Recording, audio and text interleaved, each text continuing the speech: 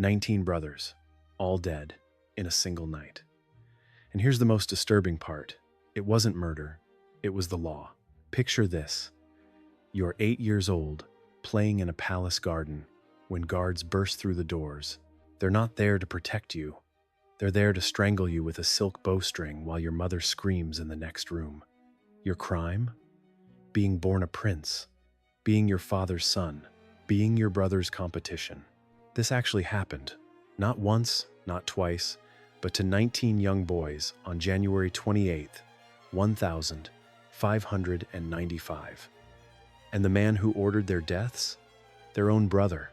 He watched as each one was executed, one by one, their bodies carried past him like a grotesque parade of his own blood. This is Sultan Mehmed III. He's one of the most ruthless rulers in Ottoman history. At just 29 years old, he commanded an empire spanning 3 continents, controlled trade routes worth billions in today's money, and held the fate of 30 million people in his hands. And boy, did he enjoy that power. But here's the crucial part. Mehmed wasn't born evil. He wasn't even supposed to be sultan. He was the son who spent most of his life forgotten in a provincial palace, watching his brothers receive the education and training meant for rulers while he was essentially under house arrest. So how does a forgotten prince end up orchestrating one of history's most cold-blooded family massacres? How does someone go from writing poetry in isolation to ordering the systematic execution of children, some as young as 5 years old? The answer involves a succession system so brutal that it turned brothers into mortal enemies from birth, a mother so ambitious she orchestrated deaths from the shadows of the harem, and a level of paranoia that would make even the most hardened dictators look trusting.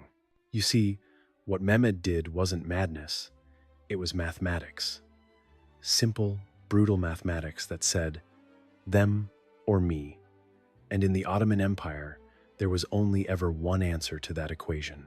Little did anyone know that this massacre would mark not just the beginning of Mehmed's reign, but the beginning of the end for one of history's most powerful empires. Because sometimes, when you kill everyone who could challenge you, you also kill everyone who could save you. Welcome to the insane true story of Sultan Mehmed III. Mehmed was born in 1566 inches, Manisa, far from the glittering capital of Istanbul. His father, Murad III, already had older sons being groomed for succession, which meant Mehmed was essentially a spare, useful only if his brothers died. The Ottoman Empire had a special tradition called the Law of Fratricide, established by Mehmed the Conqueror over a century earlier. It stated, quite simply, that whichever son became sultan must execute all his brothers to prevent civil war. Think about that for a second. From the moment these princes could understand words, they knew that their brother's success meant their own death. Mehmed would later reflect on this and say that his earliest memories were of counting his brothers and calculating his chances of survival. You see, Ottoman princes lived in a bizarre paradox. They were raised together in the palace, educated by the same tutors, ate at the same table, played in the same gardens. But underneath every interaction was the knowledge that one day, all but one of them would die. It was an early lesson for Mehmed that love was weakness, trust was stupidity, and family was just another word for threat. His mother, Safiye Sultan, understood this game better than anyone. She was Albanian by birth, captured and sold to the palace as a slave, but she had climbed the ranks of the harem through intelligence and manipulation. She would whisper to young Mehmed, "The throne isn't inherited, my son. It's taken, and it's kept only by those willing to do what others won't." When Mehmed turned 18, he was sent to govern the province of Manisa, a traditional post for Ottoman princes. But this wasn't an honor, it was exile. His father kept him at arm's length, paranoid that his sons might overthrow him. For 11 years, Mehmed governed his province, wrote poetry, and waited. He developed a reputation as a recluse, someone more interested in books than battle. But the truth is, he was studying history, studying his enemies, studying the mistakes of princes who had lost the succession game. He noticed patterns. The princes who showed ambition too early died mysteriously. The ones who appeared weak were overlooked until it was too late. Mehmed chose to appear weak. It was, as he would later prove, a fatal miscalculation by everyone who underestimated him. In 1594, Sultan Murad III was dying, bloated, and barely conscious from years of excess. The palace erupted into chaos as different factions positioned themselves for the coming succession crisis. Mehmed had 19 living brothers, most of them children, but several old enough to claim the throne. But Mehmed saw an opportunity here. His mother, Safiye Sultan, had spent years building a network of allies in the palace. She controlled the eunuchs who guarded the harem, had the ear of the Grand Vizier, and most importantly, she had money, lots of it. Using these new connections, she orchestrated something remarkable. The moment Murad III died, on the 16th of January, 1595, Safiye Sultan made sure Mehmed was the first to know. But here's the crucial part. She kept the Sultan's death secret for 12 hours. During that time, Mehmed's supporters secured the palace, positioned troops at key points, and most importantly, confined all his brothers to their quarters. When the death was finally announced, Mehmed was already in Istanbul, already wearing the Sultan's kaftan, already sitting on the throne. His brothers woke up that morning as princes. By nightfall, they would all be dead. What people didn't realize was that Mehmed had been planning this for years. He had placed his own men in the palace guard, bribed the executioners, even rehearsed the exact route he would take from Manisa to Istanbul. In many ways, it was such an incredibly simple move, but it was the meticulous planning that made it possible. He knew that in succession crises, speed was everything. The first prince to reach the capital usually won, but Mehmed added a twist. He made sure he would be the only prince left alive to reach anywhere. On the 28th of January 1595, just 12 days after his father's death, Mehmed III gave the order that would define his legacy. The execution of his 19 brothers began at dawn. But here's the crucial part that historians often miss. This wasn't done in secret. Mehmed wanted it public, wanted it seen, wanted it remembered. The youngest brother was just 5 years old. He was playing with toy soldiers when the executioners arrived. The oldest was 20, just 9 years younger than Mehmed himself. Each was strangled with a silk bowstring. Silk because it was considered more honorable than rope, bowstring because it left no blood to defile the palace. What the courtiers didn't realize was that Mehmed was using this massacre to send a message. This wasn't just about eliminating competition. It was about establishing absolute terror as the foundation of his rule. He made the court watch. He made the mothers of these princes listen to their sons' final moments. One mother, driven mad by grief, cursed Mehmed, saying his reign would be marked by disaster. Mehmed had her tongue cut out. The bodies of the 19 princes were buried in unmarked graves, their names forbidden to be spoken, but Mehmed didn't stop there. Over the next few weeks, he executed over 20 other potential rivals, cousins, uncles, even loyal servants who knew too much.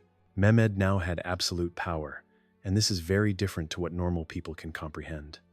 He controlled an empire that stretched from Budapest to Baghdad, from Crimea to Cairo. The Ottoman Empire, at its height, generated revenue equivalent to $30 billion annually in today's money. Mehmed spent it lavishly. He commissioned a new palace that cost the equivalent of $500 million. He maintained a harem of over 300 women. He ate off golden plates, while much of his empire starved from continuous wars. But the fratricide didn't stop there. When his own son, Prince Mahmud, showed signs of popularity among the Janissaries, Mehmed had him executed too. A father killing his own son, even for Ottoman standards, this was extreme. The problem was, Mehmed had eliminated not just threats, but also talent. His brothers had included several promising military commanders and administrators. By killing them all, he had created a vacuum of leadership that would haunt his entire reign. But the murders didn't stop there. Mehmed became increasingly paranoid. He executed grand viziers at the slightest suspicion of disloyalty, going through 6 of them in his 8-year reign. He would test his officials by having spies report false conspiracies, then execute anyone who didn't immediately report these plots to him. Little did Mehmed know, but his mother Safiye Sultan was the real power behind the throne.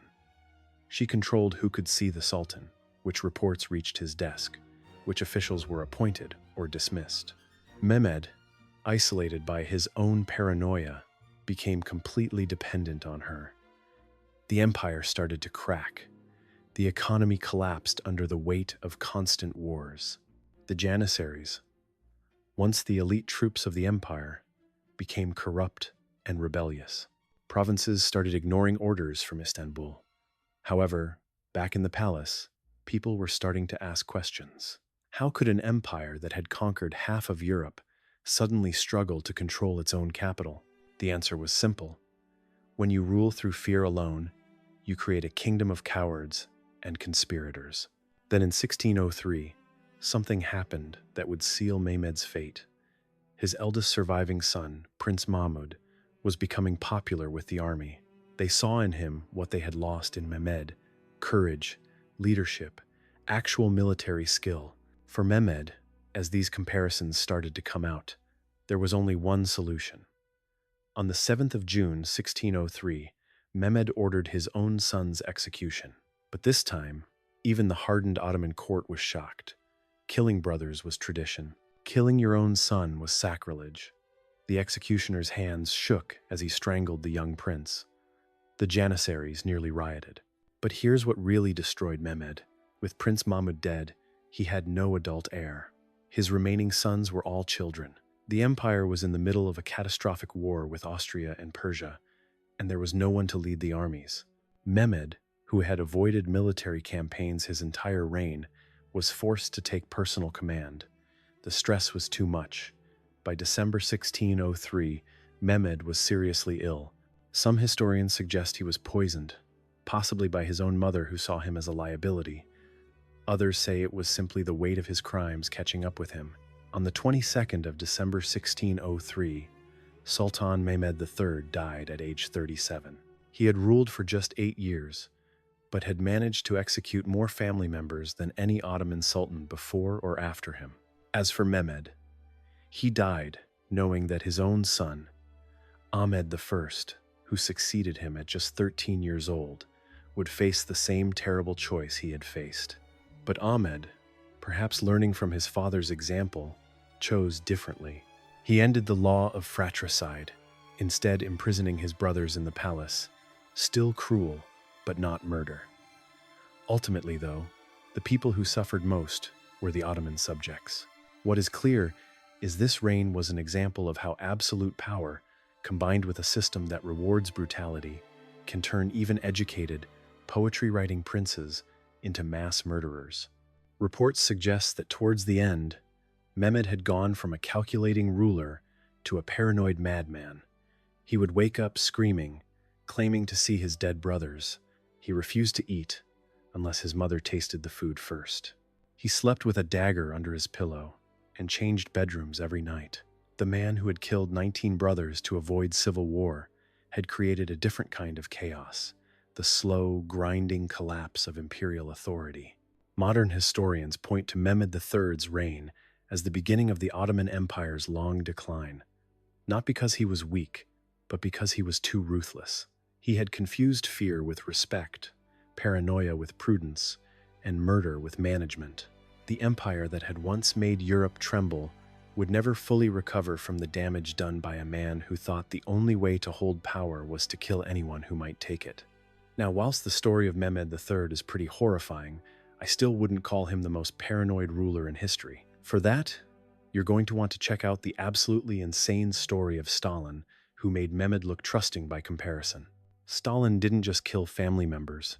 There's executed his closest friends, his most loyal generals, even his own doctors, creating a reign of terror that makes the Ottoman palace look like a daycare center. Trust me, when you hear what Stalin did to the people who saved his life, you'll understand why even Hitler thought he was too extreme. Thank you for watching. I hope you enjoyed, and I'll see you in the next video. Cheers.